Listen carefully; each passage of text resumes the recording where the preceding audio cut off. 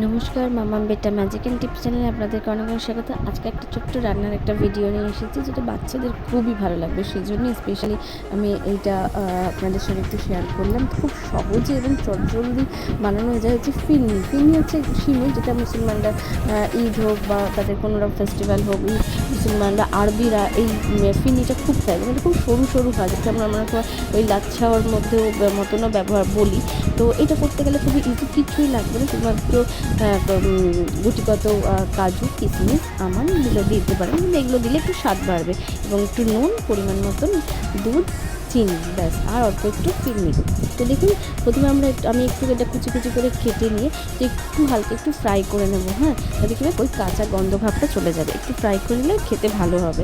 আর ওদিকে আমি পাশে দুধটা বসিয়ে দিয়েছি, এবং দুধটা আমি জাল দেবো। এই রান্নাটা না ঝটপট, একদম 10 মিনিটও লাগবে না, বা তার মধ্যেই কিন্তু হয়ে যাবে।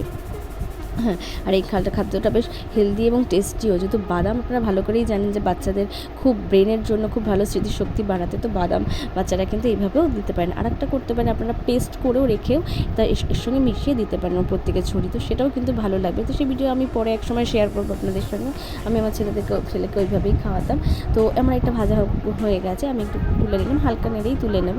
এবারে আমি দিয়ে দেবো 1 চামচ একটু ঘি পরিমাণ মতন আপনারা দেবেন, বুঝে যতটা পরিমাণ দিচ্ছেন। ফিরনিটা আমি ফিরনিটা প্যাকেট ফিরনি নিয়েছি, খোলা ফিরনি নিয়ে নিই। বাচ্চাদের জন্য প্যাকেট ফিরনিটাই মানে ভালো মনে হলো, তাই আমি এটাই নিলাম। একদম থেকে কিছুটা আমি ক্রাঞ্চ করে নেবো, মানে ভেঙে নেব, কারণ গোটা দিলে এটা ভাঙতে অলরেডি পুড়ে যাবে। এবং আমি এটা না এর আগেও অনেক সময় করেছি বা লোককে দেখেছি, খেতে আমার খুব ভালো লাগে। জানি না ছেলেকে ফার্স্ট টাইম করে দিচ্ছি, ভালো লাগবে কি না। আশা করছি ভালোই লাগবে। তো কড়াইটা আমি দিয়ে দিয়েছি, এবং কড়াইটা দেওয়ার সাথে সাথে দেখেছেন যে কড়াইটা আমার একটু গরম ছিল, যেন কিন্তু তলাটা কিন্তু লেগে যাচ্ছে। তো আপনারা কিন্তু খুব সিমে জিনিসটা কিন্তু করবেন। হ্যাঁ, এই যে আমি কিন্তু কড়াইটা একদম সিম করে দিলাম, আর একটু লাল লাল ভেজে নিচ্ছি। তো গালটি নিয়ে আসলে কিন্তু আমি এটা নাড়ছি, যে রেখে দেবেন তা কিন্তু নয়। সিমুইতে কিন্তু আপনি একটু মোটা হলে কিন্তু রেখে দিতে পারেন, এবং কড়াইটা এবং গ্যাসটা স্টিম করে, এবং এটা স্টিম করার সাথে সাথে এই যে দেখুন একদম বার্ন হয়ে গেছে আমারটা। তো এই যে আমি একটু এখানে এটা পুরো একদম লাল লাল করে ভেজে নিয়েছি। ভাজার পরে এবং এতে মানে এটা সেকেন্ডের মধ্যেই আপনার কিন্তু কাজটা হয়ে যাবে। এবং নেওয়ার পরে এতে দুধ, এবং যদি মনে করেন যে অল্প একটু পরিমাণ মধ্যে জল লাগবে, জল দিয়ে দেবেন, এবং চিনি একটু সামান্য একটু নুন একটু অ্যাড করে দেবেন স্বাদ মতন। ব্যাস হয়ে যাবে আপনার ফিরনি।